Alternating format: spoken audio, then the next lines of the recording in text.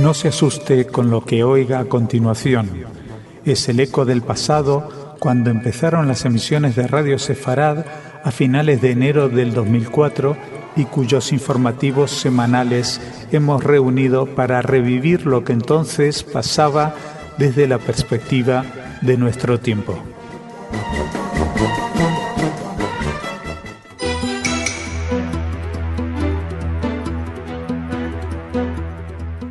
Señoras, señores, bienvenidos a nuestro espacio informativo. Evidentemente, les vamos a hablar de asentamientos. Digo evidentemente porque todas las noticias alrededor de Israel giran en torno a los asentamientos últimamente.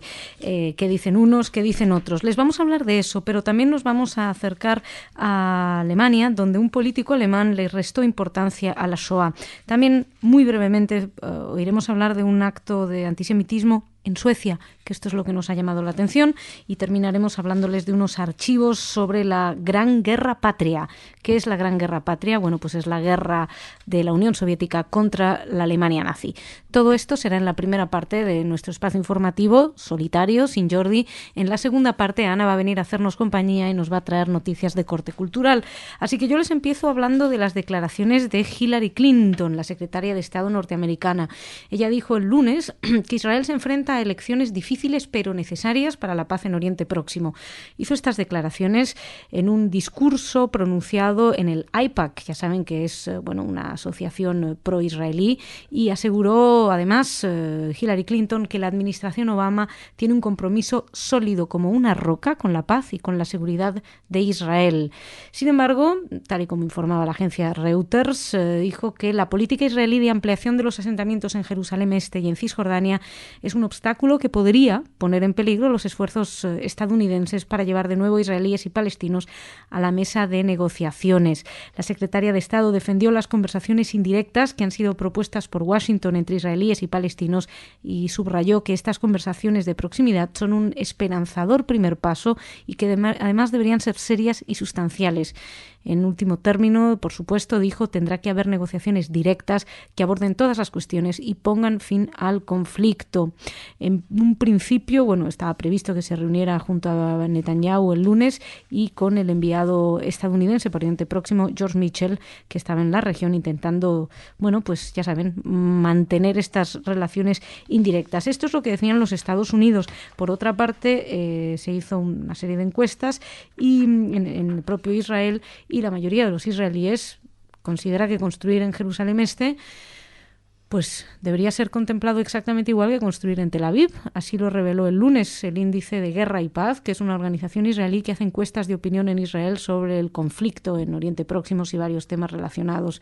El estudio indica que el 62% de los encuestados no cree que el primer ministro Netanyahu no estuviera al tanto de que el Ministerio del Interior iba a anunciar hace 2 semanas este polémico plan para construir 1.600 viviendas en Jerusalén Este. Ya saben, estaba ahí el ministro, estaba Biden, el vicepresidente estadounidense, Joe Biden, y entonces fue cuando el Ministerio del Interior hizo esta declaración. Ha habido muchas lecturas desde entonces, que si había sido de alguna manera una demostración de desinterés o de fuerza por parte del gobierno israelí. Por otro lado, si efectivamente Netanyahu no hubiera estado al tanto. En cualquier caso, lo que evidentemente subyace de estas declaraciones es que en principio construir en Jerusalén Este debiera ser considerado lo mismo que construir en Tel Aviv. Y nos acercamos primero, muy brevemente, a Suecia. Es que esto es casi una nota porque no hay mucha información. En la página del Foro de Coordinación de la Lucha contra el Antisemitismo pudimos ver que durante la noche, no especifican qué noche, pero se destrozó por medio de varias pedradas los cristales de una ventana de un edificio de la comunidad judía en Estocolmo, lo que ha llamado bastante la atención. Suecia no es un país en el que solemos detenernos cuando hablamos de antisemitismo, un país que evidentemente sí nos detenemos muchas veces para hablar de cómo se lucha contra él y de la toma de conciencia, es Alemania. En este caso nos detenemos para todo lo contrario. Les hablamos hablamos de Hermann Dierkes, político local de izquierda de una zona de Duisburg, al norte de Westfalia. Explicó que, sostuvo que el derecho a existir de Israel es mezquino e insignificante, además de justificar el disparo de misiles contra civiles israelíes y de minimizar la gravedad de la Shoah. Él dijo que los palestinos tienen derecho a la resistencia armada contra los israelíes. Además, dijo que minimizó la peligrosidad de los misiles, los definió cohetes con fertilizante químico, diciendo que esos cohetes, esos misiles no pueden provocar daño alguno. Parece ser que este hombre no se enteró, por ejemplo, que la semana pasada mataron a una persona. Además, dijo que, hablando del Holocausto, habló de las llamadas especiales relaciones entre Israel y la Alemania. Dice que este es el resultado de la liquidación del judaísmo europeo a manos de Alemania y que Israel es solo un refugio para supervivientes del Holocausto, que los supervivientes están muriendo y que es el lugar más peligroso para todos los judíos del mundo, que todo el asunto es una mentira. Dierkes, la verdad es que es un personaje bastante discutido. De hecho, dentro de los propios partidos de izquierda, el Jerusalem Post publicaba una declaración conjunta del líder del partido en el Bundestag, el Parlamento de Alemania, y su segundo, Petra Pau, que expresaron que las críticas contra Israel desde el sector de la izquierda política no pueden de ninguna manera incluir el derecho de Israel a existir o el Holocausto, porque ello lleva a una situación absurda. El señor Dierkes no habla en nombre de ningún partido de izquierda, así lo dicen los verdaderos representantes de los partidos de izquierda. Según Stefan Kramer, secretario general de la comunidad judía en Alemania, Dierkes es un conspicuo antisemita enemigo de Israel, así que parece ser que es conocido. En cualquier caso, hizo estas declaraciones en un discurso que se podía haber publicado en YouTube y es unos 7 minutos de odio contra Israel y los judíos. Y terminamos hablándoles de la Gran Guerra Patria. La Gran Guerra Patria es así como se conoce en Rusia, lo que fue la guerra de la Unión Soviética contra la Alemania nazi. Está previsto que para el 70 aniversario de la victoria en Rusia se cree un único archivo de documentos relacionados con la Gran Guerra Patria. Así lo informó Interfax, la agencia Interfax, hablando del jefe del archivo oficial ruso, Andrei Artizov. Según Artizov, el archivo va a ser el mayor archivo del mundo, va a recoger 13 millones de casos. Y hasta ahora, todos estos archivos, todos estos informes están separados, almacenados en condiciones inadecuadas. Así que se ha propuesto la construcción de un gran edificio para almacenar los materiales. Según el director del archivo, a este complejo se podría traspasar todos los documentos de guerra y fondos conseguidos, por ejemplo, de la oficina de Hitler. Además, se podría meter en él bases de datos sobre las víctimas de la guerra, no solamente de Rusia, sino también de otros países. Ya a finales del 2009 se comunicó que para el 65 aniversario de la victoria, el 9 de mayo de 2010, estamos a punto, pues en Internet se van a publicar una enciclopedia electrónica sobre la guerra y el proyecto planea digitalizar gran cantidad de documentos que no son accesibles para el público. Así que, además, y es muy interesante, los archivos van a ser gratuitos, se va a poder acceder a ellos. En Internet ya existe un proyecto del Ministerio de Defensa llamado Memorial. En él hay datos sobre los muertos y desaparecidos en esta Segunda Guerra Mundial, conocida por ellos como la Gran Guerra Patria. Y aquí dejamos esta primera parte de nuestro espacio informativo y pasamos a hablar de cultura con Ana.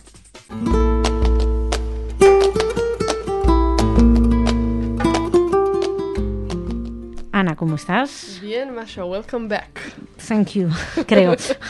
Cuéntame, ¿qué me traes? Quería contarles que este pasado fin de semana en Valladolid hubo una actuación de La Oreja de Van Gogh. ¿Y por qué les cuento eso? Porque la plataforma solidaria con Palestina creó una protesta. Estuvieron ahí enfrente del Teatro Calderón de Valladolid para protestar y decirles a La Oreja de Van Gogh que no colabore con Israel.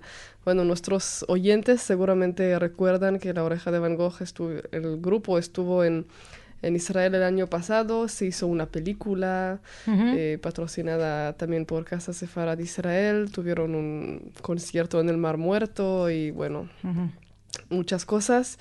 Así que, esta plataforma solidaria con Palestina está haciendo una campaña de boicot, que bueno, se llama Campaña Internacional No Violenta, Boicot, Desinversiones y Sanciones contra el Estado de Israel. Bueno, es un título largo en todo caso para la campaña. Muy largo. Y además dice que es no violento, pero todas las demás cosas son medio violentas, así sí, que... es curioso. ¿Y qué más tenemos? Y termino contándoles que en Tucumán, que es donde nació Mercedes Sosa, se está creando un bosque. Bueno, ya me parece que hablamos aquí que Keren Kayemet le Israel estaban plantando un bosque en su honor en el Negev, en Israel.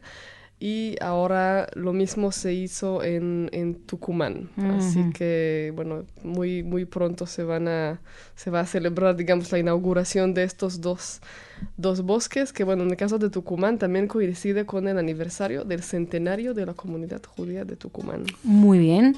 Bueno, pues, Ana, muchísimas gracias. Nos Gracias encontramos mañana. Señoras, señores, muchísimas gracias por su atención, por seguir ahí. Mañana volvemos.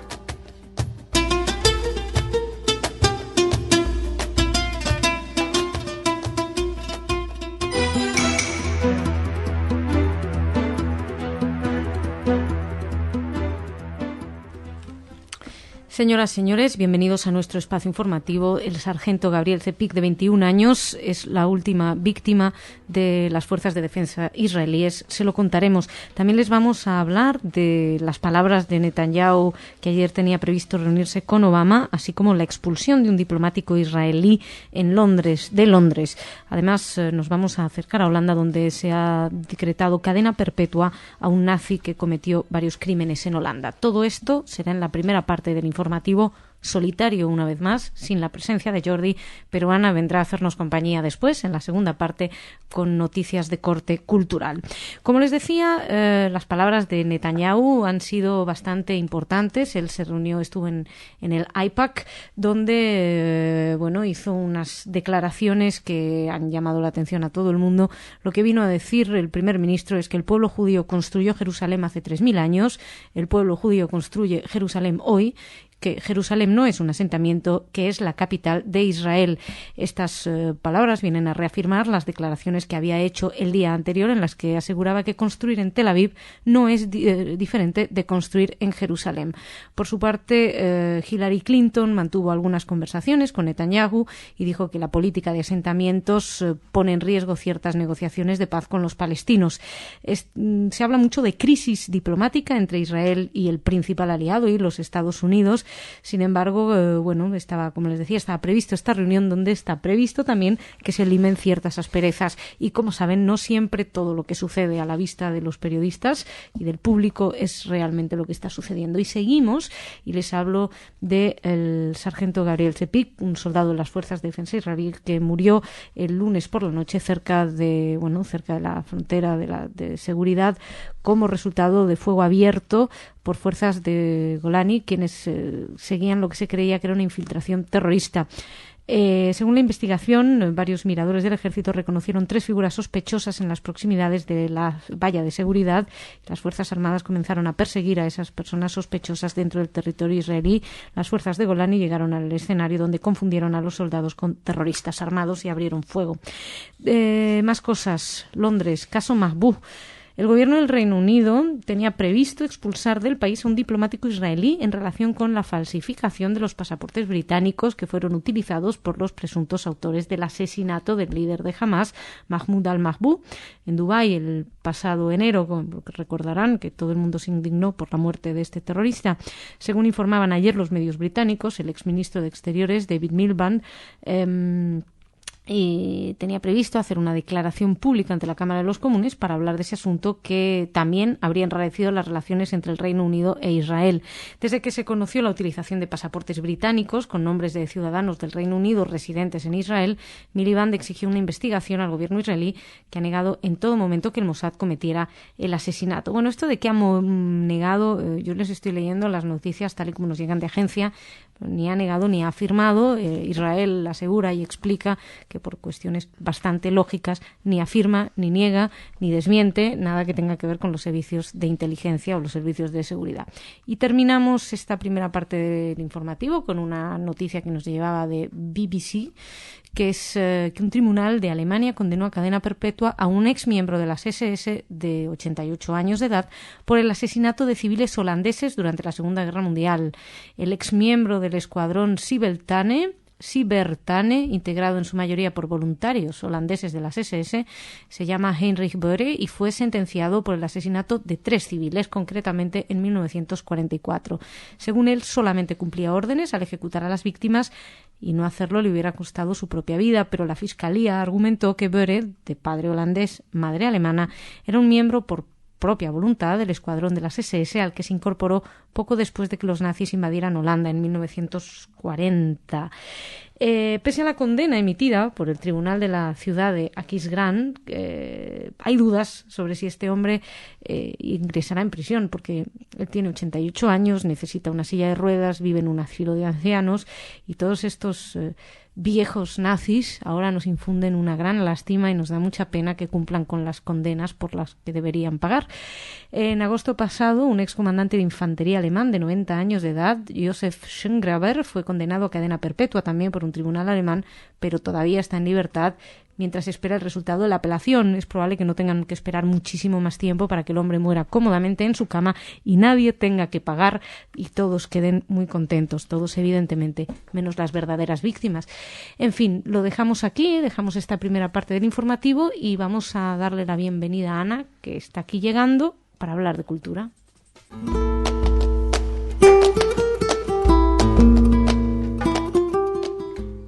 Ana, ¿cómo estás? Muy bien, Masha, ¿qué tal? Muy bien, cuéntame.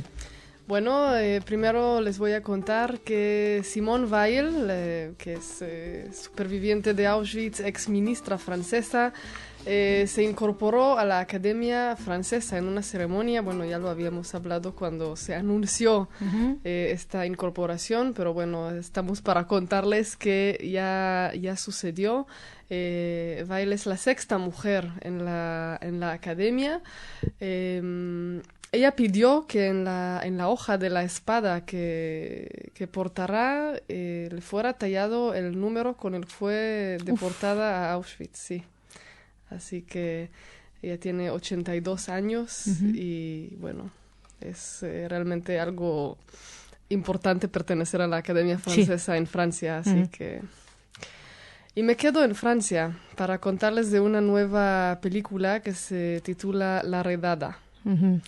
Es una película que se estrenó ahí la semana pasada, dirigida por Rosalind Bosch.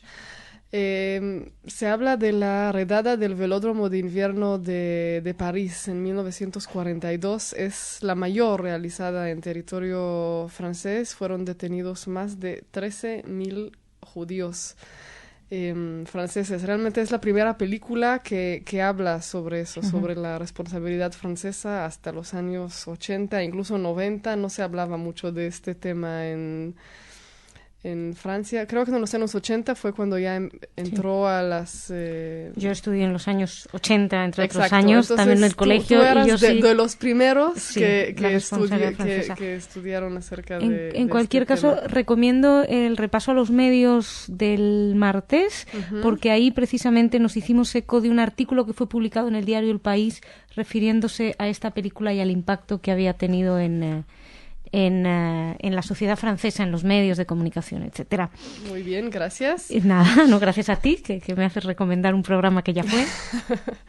Y termino contándoles de una exposición que pueden ver en estos días ya en el Museo Guggenheim de Bilbao. Es una exposición de Anish Kapoor. Es uno de los grandes, es una especie de escultor de los últimos años. Bueno, yo personalmente lo admiro mucho y acabo de descubrir recientemente, bueno, él es británico, sabía que es de origen indio. Su padre era indio y su madre era una judía iraquí que vivía en Bombay y así se conocieron sus padres. Así que, curiosamente, un judío iraquí indio y británico pues sí, que pueden ver ahora en Bilbao. Pues ahí queda tu recomendación personal. Además, Ana, muchísimas gracias. Señoras, señores, muchas gracias a ustedes también. Nos marchamos, pero volvemos mañana con más información. Gracias.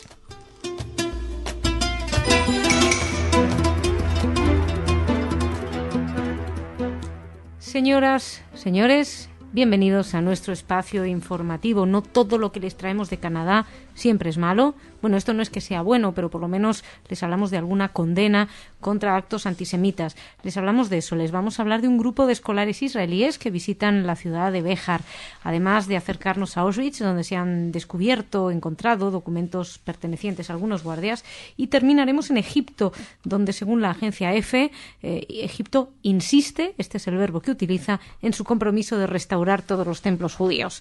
Todo esto será en la primera parte de nuestro espacio informativo. En la segunda, Ana nos va a traer noticias de corte cultural, pero empezamos, como les decía, en Canadá, un país al que nos hemos acercado últimamente en muchas ocasiones, hablándoles de ataques antisemitas. Incluso tuvimos una entrevista aquí con Judith Cohen que nos acercó a algunos hechos ocurridos en las aulas, en las universidades en las universidades canadienses, hechos antisemitas.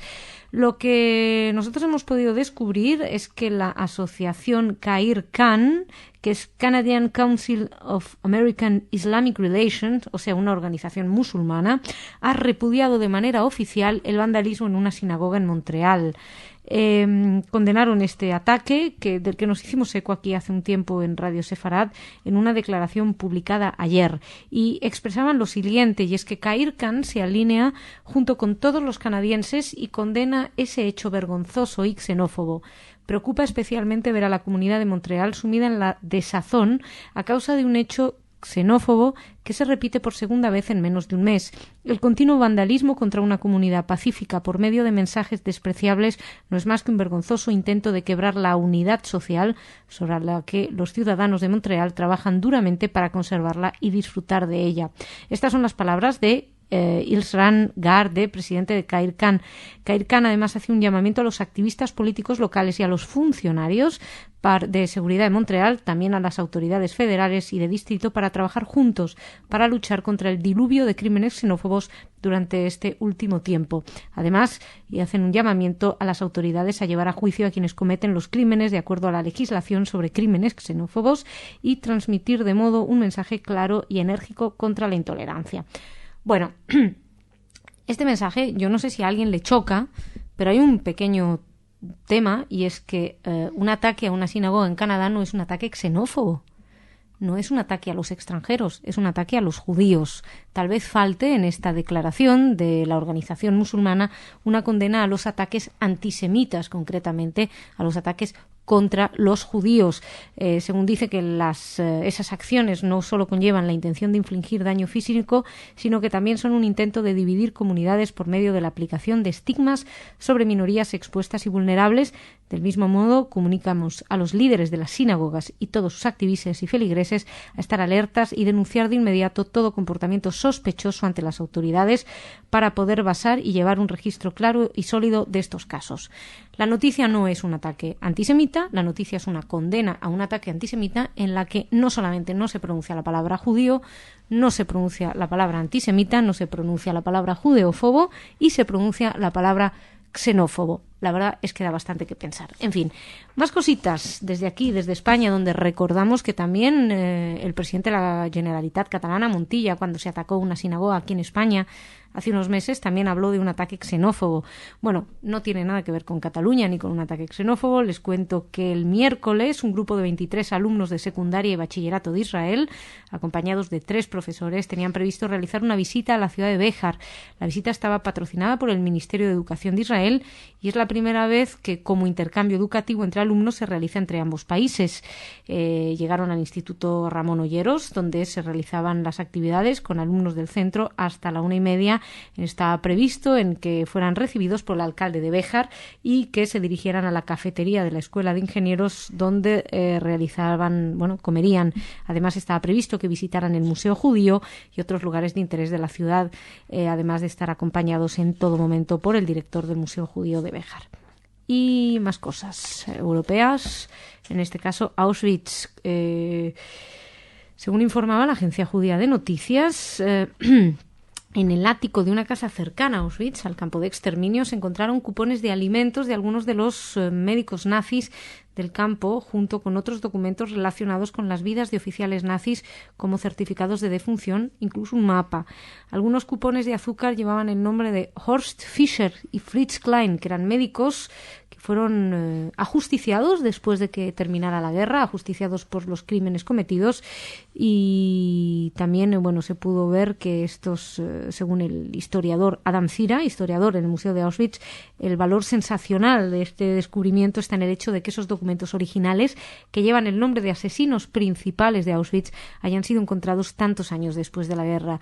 Los documentos suman un total de casi 300, se encontraron en el ático de una casa que está siendo remodelada en la ciudad de Auschwitz, donde el régimen nazi construyó el campo de exterminio de Auschwitz-Birkenau. El propietario pidió el anonimato y presentó el material a los historiadores del museo. Se piensa que esa propiedad fue habilitada por un oficial de las SS durante la guerra, pero no se sabe exactamente cuál. Sin duda alguna, con el tiempo y con las investigaciones se sabrá.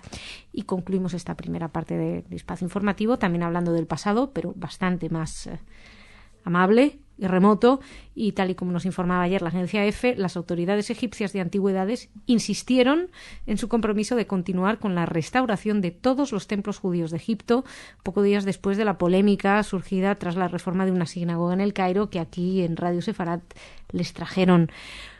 A mí me ha llamado la atención la utilización de insiste, ¿no? Como si fuera algo malo, como venga, sí, vamos a ayudar a reconstruirlo, insistimos en nuestro compromiso con lo judío.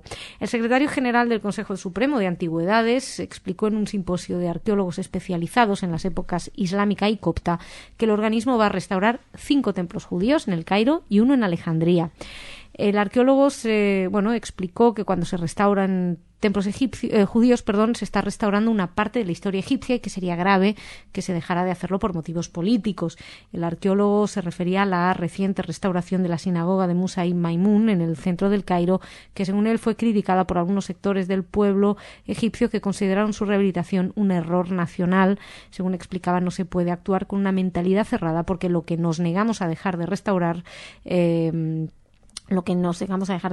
templos judíos en respuesta a las prácticas israelíes contra los palestinos, con lo cual, como ven, otra capacidad de mezclar absolutamente todo, arqueología, palestinos, etcétera. Y con estas noticias nos marchamos a la segunda parte del informativo, donde Ana nos va a traer noticias de corte cultural.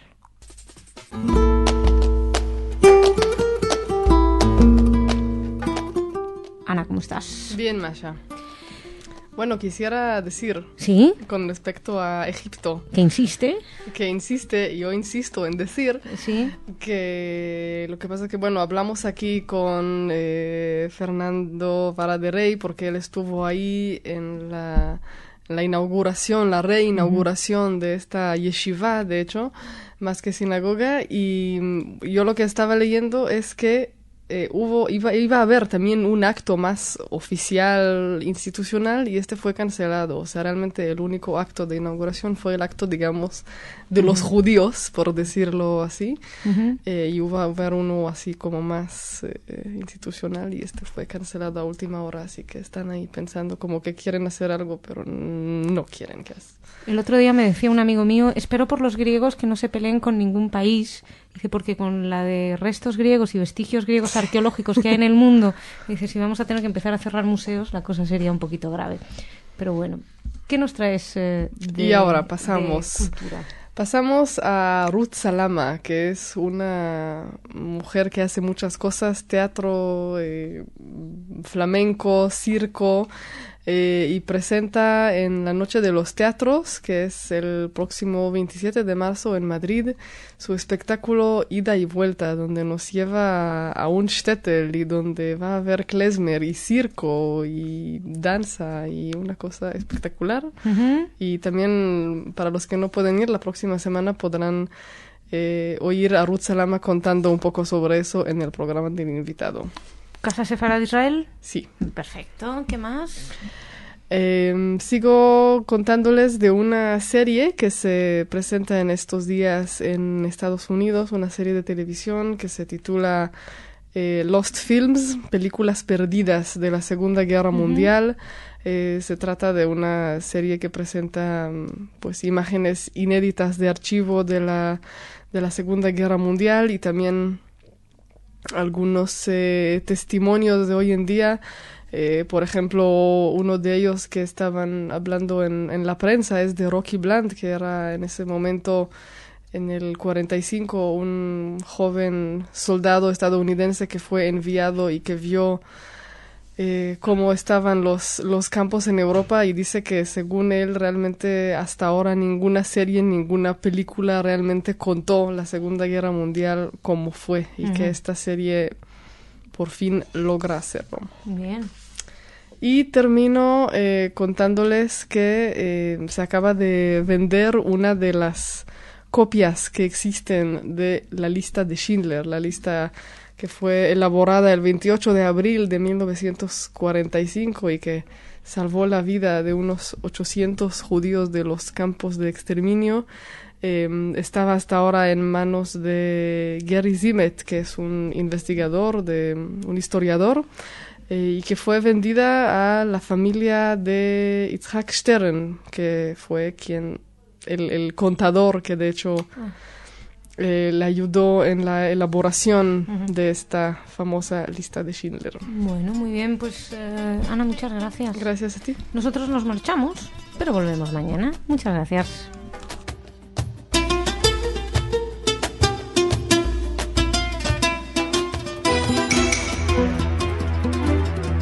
Señoras, señores, bienvenidos a nuestro espacio informativo.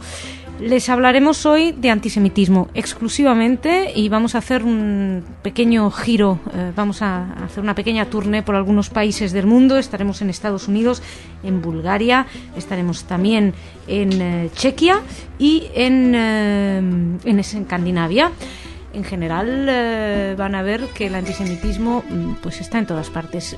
Todo esto en la primera parte del informativo, solitario, esta vez también. La segunda, Ana, nos va a traer noticias de corte cultural.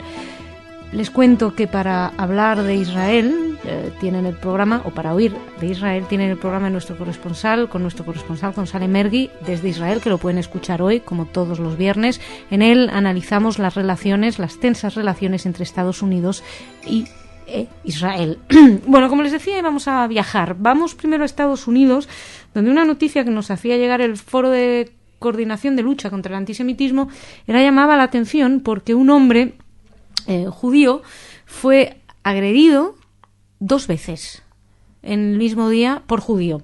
La policía de Eugene, que es donde sucedió, informó que 2 individuos atacaron a golpes de, puñetazos y patadas a un judío de 33 años de edad.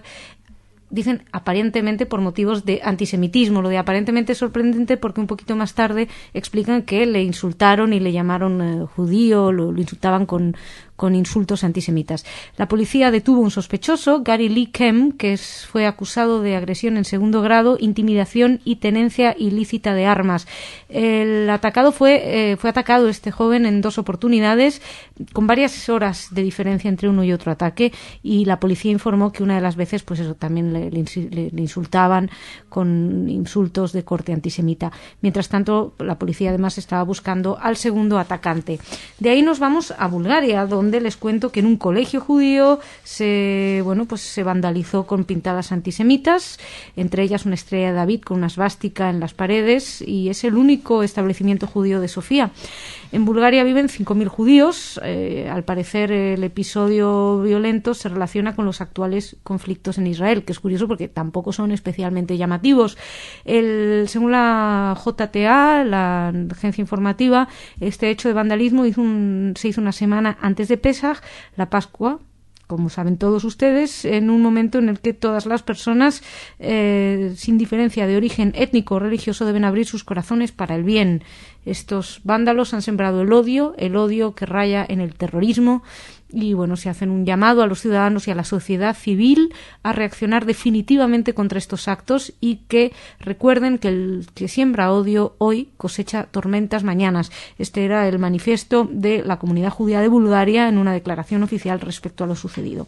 Y nos vamos ahora a la República Checa, donde les cuento que el líder del Partido Cívico Democrático, pues Mirek Topolánek, seguirá siendo el líder de la formación y el candidato del partido para las próximas elecciones parlamentarias. No sería sorprendente si no fuera porque el fin de semana pasado Topolánek hizo unas declaraciones en las que atacaba a la Iglesia, pero atacaba también a los homosexuales y a los judíos. Decía que los homosexuales decía que no pueden estar en política porque los homosexuales, no tengo la cita textual aquí delante, pero venía a ser algo así como que los homosexuales, en cuanto les apretaran un poco, cederían, entonces no tienen la fuerza para imponerse, y que los judíos ya todavía peor, porque esos doblan enseguida el espinazo y esos ceden incluso antes que los homosexuales. Hizo estas declaraciones en referencia a dos líderes, uno homosexual, el otro judío, Fischer, y se sembró bastante polémica, pero obviamente él no paga, él puede decir lo que sea. Lo único que ha dicho es que tiene que aprender a callarse un poquitito más, que abre demasiado la boca, dijo. Y terminamos con un reporte donde nos hemos informado, gracias a la JTA también, que en Escandinavia en general ha habido un aumento de la cantidad de ataques antisemitas, según un informe. Se está produciendo este aumento en este momento y se están llevando a cabo por parte de extremistas musulmanes en Escandinavia. La comunidad judía residente en la zona se quejó del aumento en la cantidad de ataques y la indiferencia, sobre todo, de los entes oficiales al respecto. Así se supo, por ejemplo, ya desde el 16 del marzo, que se están quejando en Die Presse, un medio de información austríaco publicado en Internet. Fredrik Sieratsk, miembro de la comunidad judía de Malmö, en Suecia, explicó que los judíos sufren continuamente ataques y acosos físicos. Además, explicó que los agresores son individuos mesooriental, aunque también explicó que solo un reducido grupo de entre los 40.000 musulmanes que viven en Malmö demuestran hostilidad contra los judíos. Si recuerdan, aquí nos hicimos eco que los judíos de Malmö estaban empezando a abandonar la ciudad. En una escuela de Noruega también se pegó remiendos amarillos en las espaldas de alumnos, diciéndole a algunos que hay que disparar contra todos los judíos. Esto según este informe, y al parecer los maestros no intervinieron en estos hechos. En Copenhague, alumnos de origen judío tienen que ocultar las cadenas con los Maguen David y se quitan las kippot cuando se dirigen a sus casas desde el colegio, sobre todo si tienen que ir por barrios habitados por musulmanes. Como ven, la cosa está complicada también en Noruega. En fin, nos hacemos eco de esta noticia y nos vamos ahora a hablar de cosas más amables. Les prevengo que el fin de semana, que el lunes, tendremos las noticias de los lunes, pero como el lunes es Pesaj, es Erev Pesaj, nosotros hemos decidido que para traer noticias aquí vamos a liberarlos a ustedes, sobre todo de la información de la actualidad, de la antipática actualidad, con lo cual la semana que viene son ustedes libres de las noticias. No habrá noticias en Radio Sefarad más que las noticias de los lunes. Y ahora vamos a darle la bienvenida a Ana, que viene para hablar de cultura.